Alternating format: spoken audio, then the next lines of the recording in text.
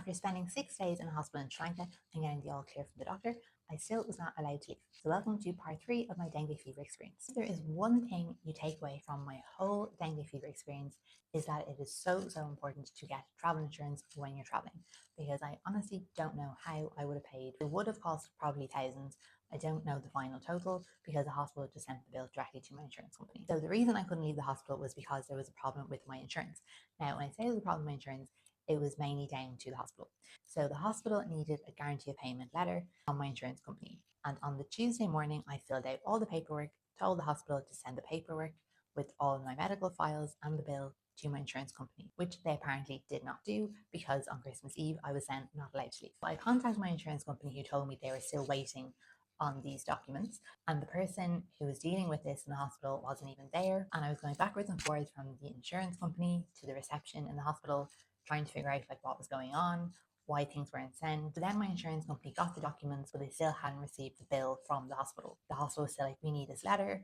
And I'm thinking, you're not getting this letter because you haven't sent my insurance company the bill. So to me, this was just wild, because I was thinking, it's now 10 o'clock at night, Christmas Eve. I just want to go to my accommodation, check in, get into bed. Like, I don't want to be spending another night in this hospital. But that is unfortunately what happened. So eventually the hospital had sent everything to the right email address, but I was still kind of waiting and I wasn't getting an update or anything. Like, nobody seemed to know what was going on. So luckily I have good friends home in Ireland, and they were ringing my insurance company trying to get this sorted for me, because I only have data on my phone. I couldn't ring the number. And the person on the live chat was just like, you're going to have to wait until tomorrow. At this point, I was crying my eyes out. I was so frustrated. I just wanted to get out of that hospital. So I woke up at 3 o'clock to an email from my insurance company telling me that like my friends been on the phone and they were going to get it sorted, but I'd have to wait till the next day. I was like, I'm not waiting any longer. It is 3 o'clock in the morning. I'm not spending another day in this hospital. So I emailed my insurance company back and was just like, look, I've spent 7 days now in this hospital. I want to leave. I understand the hospital didn't send all the paperwork when they should have, or the bill or anything, but that's not my fault, and I just want to get out of this hospital because I'm not spending Christmas in this hospital bed. So within 15 minutes I then got an email to say the letter was there, it was ready, and it was approved.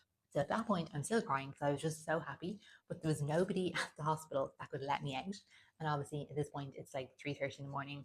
Like, I can't leave the hospital at 3:30 in the morning.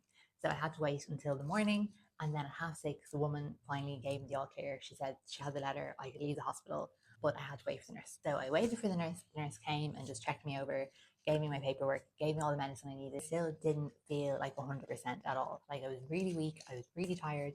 My body was still covered in a rash. I was just absolutely exhausted.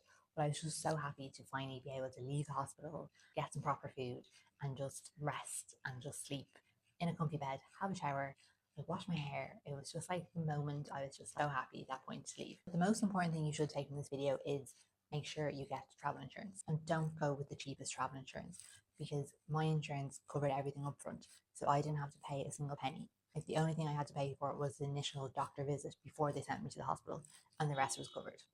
And the second thing is to keep on top of communicating with the travel insurance and communicating with the hospital, because if I communicated a bit better with the hospital woman who was dealing with my paperwork, I wouldn't have had to spend another night in the hospital.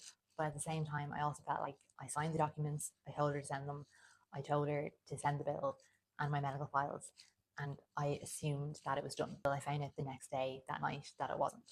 I should have kind of kept up a bit more instead of just assuming that everything was done, because it's not like in Europe things are done differently here. Do you kind of need to keep on top of checking and asking and making sure things are done so that there is no delays. If you are going to anywhere in Asia or anywhere tropical, make sure you wear bug spray so you don't end up with dengue fever like me and spend a whole week in a hospital. So I hope you got something out of this 3-part series, even if it is just make sure you wear bug spray, make sure you have travel insurance. I hope you did get something out of it. I will do like a wrap up video, just sharing my overall thoughts and highs and lows. So make sure to follow along to see what I get up to in Sri Lanka now that I am fully recovered.